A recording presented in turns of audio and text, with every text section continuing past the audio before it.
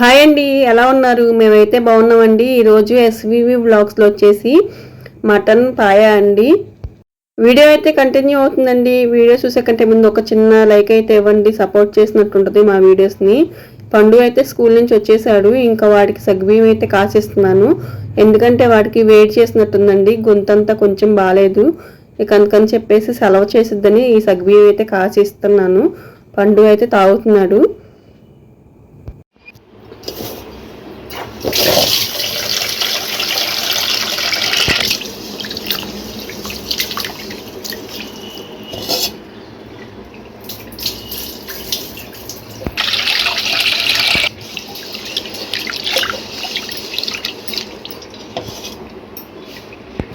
పండు వాటర్ చాలా ఇంకేమన్నా సరే అత్తయ్య. సగ్గుబియ్యం ఇచ్చాక జావా అవి తాగు.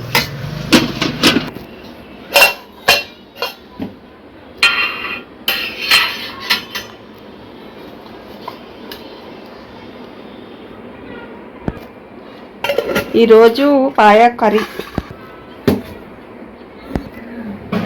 పచ్చిమిర్చి, కొత్తిమీర, కరివేపాకు. ఇంకా కరివేపాకు కొత్తిమీరతో పాటు కొంచెం అల్లం వెల్లుల్లిపాయ కూడా తీసుకున్నాను. ఇక్కడ వచ్చేసి ఆనియన్ కూడా కట్ చేసి పెట్టుకున్నా అండి. కొంచెం మిక్సీ అయితే వేసుకోవాలి. అల్లం వెల్లుల్లిపాయ ఇంకా జీలకర్ర ఇంకా చెక్క లవంగా వేసుకొని మిక్సీ అయితే పడుతున్నాను. అల్లం వెల్లుల్లిపాయ మిక్సీ అయితే వేస్తున్నా అండి. కొంచెం వాటర్ అయితే వేస్తున్నా. కొంచెం 2 లవంగాయలు కొంచెం చెక్క అయితే వేసాను. వేసి మిక్సీ అయితే పట్టాయండి.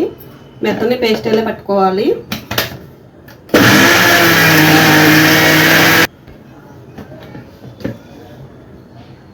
మెత్తగా అయితే నలిగింది. ఇప్పుడు వచ్చేసి నేను ఉల్లిపాయలు అయితే కోసి పెట్టుకున్నా కదా, ఉల్లిపాయలు అయితే వేసుకుంటున్నాను. మిక్సీలో కొంచెం వేసుకొని కచ్చాబెచ్చగా వేసుకోవాలి, అంటే దాన్ని ఏమంటారు, క్రష్డ్గా వేసుకోవాలి. అంటే మెత్తని పేస్ట్ అల్లే కాకుండా కొంచెం ఇదిగోండి ఇట్లా క్రష్డ్గా అయితే వేసుకుంటే సరిపోతుంది. ఇలా అయితే చాలు. ఇంకా మిక్సీ అయితే పక్కన పెట్టేసుకుందాం.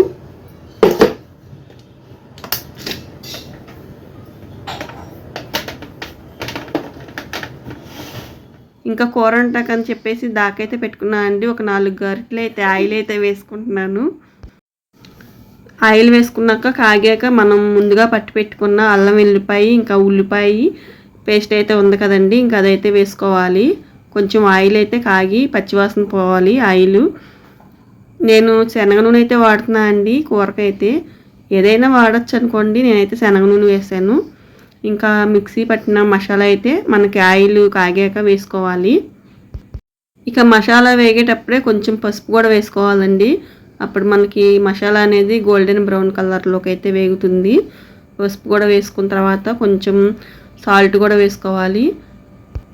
ఇక మసాలా అయితే ఫ్రై చేసుకోవాలండి ఆయిల్లో. మనకి మసాలా ఎంత ఫ్రై అయితే అంత టేస్ట్ అయితే వస్తుంది. ఇక మనకి కర్రీ అయితే ఇలా మసాలా ఫ్రై చేసుకున్నాక కారం అయితే వేసుకోవటమేను. కారం కూడా వేసాక ఒకసారి మనం కలుపుకుంటూ మనం మసాలా అనేది ఫ్రై చేసుకోవాలి. మసాలా ఫ్రై అయ్యేటప్పుడు కొంచెం ఆయిల్ అయితే బయటకు వస్తుంది కదా, ఆ టైంలో ఇంకా మనం ముందుగా కడిగి పెట్టుకున్న మేక కాళ్ళు అంటే పాయ అండి, పాయ కూడా ఇంకా పాయ ముక్కలు అయితే వేసుకోవాలి. ఈ కర్రీకి నేను బటర్ నాన్ అయితే చేద్దామని చెప్పేసి ముందుగా తడిపి పెట్టుకున్నా అండి. బటర్ నాన్కి పిండి ఎలా తడిపి పెట్టుకున్నా అనేది షార్ట్ వీడియో అయితే పెడతాను, ఒకసారి షార్ట్ వీడియో చూడండి. బటర్ నాన్కి పిండి అనేది ఎలా కలుపుకోవాలో చూద్దరు, షార్ట్ వీడియోలో చూడండి. ముందుగా తడిపి పెట్టేసుకుని ఒక తడి క్లాత్ అయితే నేను వేసి పెట్టుకున్నా అండి బటర్ నాన్కి. ఇక్కడ వచ్చేసి మనకి పాయ అయితే మనకి కొంచెం ఒక 5 నిమిషాలు మనకి ఉడికిన తర్వాత వాటర్ అయితే పోసుకోవాలి. ఈ వాటర్లోనే మనకి మరగాలండి. స్టవ్ ఫ్లేమ్ అనేది అంటే స్టవ్ హైలో పెట్టుకోకూడదు. ఇంకా మనం మీడియం ఫ్లేమ్లో పెట్టుకొని మనకి ఎంతసేపు మరిగితే అంత మంచిది. ఈ పాయా కర్రీ అనేది రిచ్ కాల్షియం ఉంటుందండి. మనకి బోన్స్ ఎవరికన్నా బ్రేక్ అవుతాయి కదండి, బోన్స్ ప్యాచర్ అయిన వాళ్ళకైతే ఈ పాయా కర్రీ మంచిగా పనిచేస్తుంది. ముఖ్యంగా పిల్లలకి పెడితే మంచిదండి ఈ కర్రీ అనేది. ఇక బటర్ నాన్కి పిండి కలిపి పెట్టుకున్నా కదండి, ఇంకా బటర్ నాన్ అయితే చేసుకుంటున్నాను. ఈ పాయా కర్రీ అనేది బటర్ నాన్ కాంబినేషన్లో చాలా టేస్ట్గా అయితే ఉంటుంది. నేను రైస్ కూడా కొంచెం పెట్టుకున్నా అండి. ఇంకా 4-5 బటర్ నాన్స్ అయితే చేసుకున్నాను. చాలా టేస్ట్గా అయితే ఉంటుంది. రెస్టారెంట్ స్టైల్లో అయితే ఉంటాయండి బటర్ నాన్ అయితే ఇలా చేసుకున్నారంటే. పిండి ఎలా తడిపేది అనేది నేను షార్ట్ వీడియో పెడతానని చెప్పా కదా, ఒకసారి అది కూడా చూడండి. ఇలా పిండి తడిపేసుకుంది. ఇంకా మనం అట్లా చేత్తోనే మనం అటు ఇటు చేసుకుంటా మనం చపాతీ అయితే చేసుకోవాలి. నాన్ ఇంకా పెనం మీద వేసేసి మనం అటు ఇటు కాల్చుకోవాలండి. తర్వాత బటర్ కూడా అప్లై చేసుకోవాలి. మనకి బటర్ నాన్ ఫ్రై అయ్యాక ఆ వేడి మీద మళ్ళీ బటర్ కూడా అప్లై చేసుకుంటే బాగుంటుంది.